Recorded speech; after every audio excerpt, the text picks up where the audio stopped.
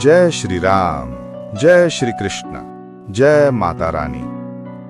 मेरे प्यारे भाइयों और बहनों, आज हम सब प्रभु की शरण में एकत्र हुए हैं ताकि कुछ क्षण हम अपने मन, बुद्धि और आत्मा को भगवान के नाम में समर्पित कर सकें। भक्ति का अर्थ केवल मंदिर जाना, आरती करना या माला जपना नहीं है। भक्ति का सच्चा अर्थ है मन को पवित्र बनाना, अपने अंदर बसे अहंकार, क्रोध, लोभ और द्वेष को त्याग देना। भगवान कहते हैं, जो प्रेम से मुझे याद करता है, मैं उसके हृदय में स्थायी रूप से बस जाता हूं। हम जीवन में कितना भी बड़ा काम क्यों न कर लें, अगर भगवान की कृपा नहीं है तो सफलता अधूरी है।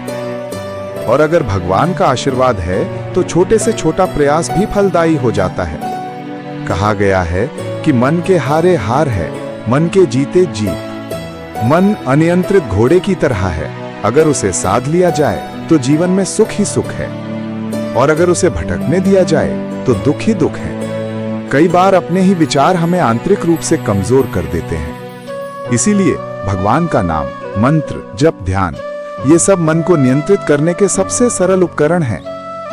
जब भी मन विचलित हो, थका हो, परेशान हो, बस एक बार राम राम, ओम नमः शिवाय या हरे कृष्ण हरे राम बोलकर देखिए, मन तुरंत शांत हो जाता है। अगर भगवान चाहे तो पलक झपकते ही किसी का भाग्य बदल सकता है। रामायण में हम देखते हैं कि कैसे वनवासी शबरी, निषादराज, केवट, जिसे समाज में सम्मान नहीं मिलता था, भगवान राम ने उन सबको अपनाया। भगवान कहते हैं कि भक्त का हृदय ही मेरा असली निवास है। यदि आपके मन में भगवान के प्रति प्रेम है तो आप कितने भी गरीब क्यों न हो, आप अनंत तक धनवान हैं। यदि आपका हृदय पवित्र है तो भगवान स्वयं आपके हर कदम पर आपकी रक्षा करते हैं। कई लोग सोचते हैं कि भक्ति करने से सब कुछ अपने आप मिल जाएगा, परंतु ऐसा नहीं है। भगवान श्री कृष्ण ने गीता में कहा कि कर्म करते जाओ, फल की चिंता मत करो। जीवन में कर्म भी जरूरी है और भक्ति भी। कर्म से रोटी मिलती है और भक्ति से शांति मिलती है। यदि केवल कर्म करें और भक्ति ना करें तो मन बेचैन रहता है, और यदि केवल भक्ति करें और कर्म ना करें तो जीवन में संघर्ष बढ़ जाता है। इसीलिए संतुलन जरूरी है। जब दुख आता है तो बहुत लोग पूछते हैं कि भगवान मेरे साथ ऐसा क्यों कर रहे हैं। लेकिन भाइयों और बहनों, कभी कभी कठिन समय भगवान का तरीका होता है हमें मजबूत बनाने का। जैसे सोने को आग में तपाया जाता है, उसी तरह मनुष्य को अनुभवों में तपाया जाता है। जब हम टूटने लगते हैं तभी भगवान हमें संभालने आते हैं। बस एक बात याद रखिए कि भगवान देर कर सकते हैं पर अंधेर नहीं। वो हमेशा सही समय पर मदद करते हैं।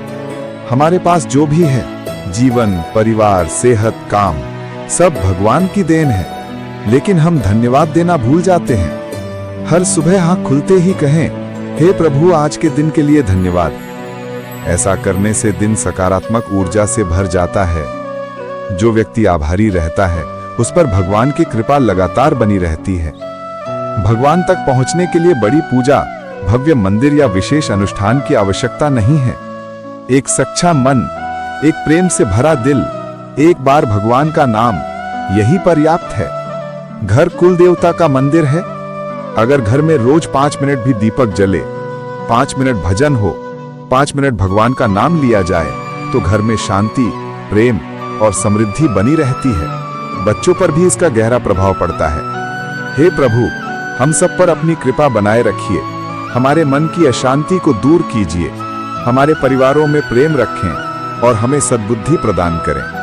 आज जो भी ये प्रवचन सुन रहा है, भगवान उसकी सभी मनोकामनाएं पूर्ण करें। जय श्री राम, जय श्री कृष्ण, जय माता रानी।